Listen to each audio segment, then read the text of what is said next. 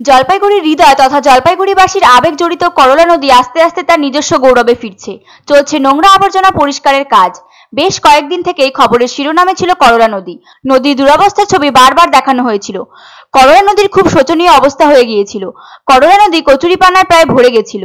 নোংরা আবর্জনার কারণে জলজ প্রাণীদের অনেক অসুবিধা হতো। পাশাপাশি নদীর তীরবর্তী মানুষজন যারা নদীর জল ব্যবহার করে তাদের অনেক সমস্যার সম্মুখীন হতে হতো। কচুরিপানা টোপাপানা আবর্জনায় ভর্তি ছিল করলা নদী, যার ফলে কমছিল নদীর গভীরতা।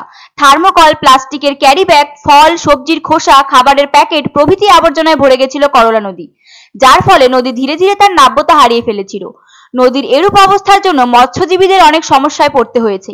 এছাড়াও নদীর তলদেশের গভীরতা, জলের প্রবাহ, তলদেশে পলি ও অন্যান্য অবক্ষেপণের সৃষ্টি হয়েছিল। নদীতে জন্ম নিয়েছিল অসংখ্য শ্যাওলা।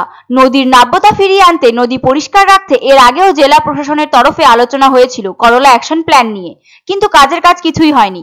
জলপাইগুড়ি শহরের বাবুঘাট থেকে শুরু করে প্রায় 5 থেকে 6 কিলোমিটার পর্যন্ত করলা নদীর আবর্জনায় ঢাকা। বহুবার প্রশাসনের কাছে আবেদন করা হয় করলা নদী সংস্কারের ব্যাপারটি নিয়ে।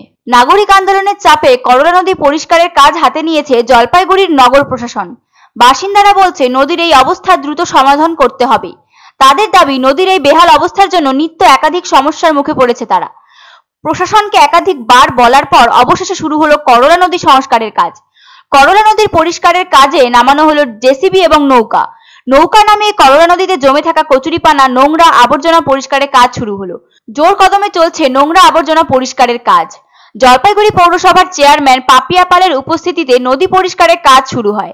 জলপাইগুড়ির হৃদয় বলা হয় করলা নদীকে।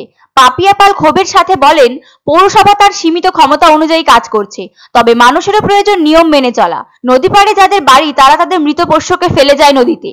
দিনবাজারের ব্যবসায়ীরা বারবার সতর্কবার্তা দেওয়ার পরেও থার্মোকল, প্লাস্টিক, বাজারের আবর্জনা নদীতে ফেলে যায়, যার ফলে দিন দিন জল দূষণ, পরিবেশ দূষণ বেড়েই চলেছে। আর করলা নদীর অবস্থা দিন দিন বেহাল হয়ে যাচ্ছে। জলপাইগুড়ি পৌরসভা কথা দিয়েছিল নদীর গৌরব ফিরিয়ে আনবে। সেই কথা মাথায় রেখে পৌরসভা নদী পরিষ্কারের কাজ শুরু করে দিয়েছে 3-4 দিন আগে থেকেই। এখন নদীর হাল মোটামুটি পরিষ্কার পরিচ্ছন্ন হয়েছে। জলপাইগুড়ি পৌরসভা জানিয়েছে সংস্কারের কাজ তারা শুরু করে দিয়েছে ঠিকই, কিন্তু নদীর বাকি অন্যান্য দপ্তর এগিয়ে আসলে তাদের পক্ষে সুবিধা হবে। কারণ জলপাইগুড়ি পৌরসভার সীমিত ক্ষমতা, তাই এত বড় নদীর কাজ তাদের পক্ষে নিয়ন্ত্রণ করা সম্ভব নয়। তবে এখন করলা নদীর অবস্থা আস্তে আস্তে ঠিক হচ্ছে। এখন জেসিবি দিয়ে ও নৌকা দিয়ে নদী সংস্কারের কাজ শুরু করে দিয়েছে তারা। নদীর পরিষ্কারের কাজ শুরু হওয়ায় খুশি প্রকাশ করেছেন এলাকাবাসীরা। নদী পরিষ্কারের কাজ শুরু হওয়ার দরুন জলপাইগুড়ি করলা নদীর তীরবর্তী বাসিন্দারা যাদের বাড়ি নদী পাড়ে তারা অনেক সমস্যা থেকে মুক্তি পেল। এইটা পরিষ্কার করা খুব জরুরি।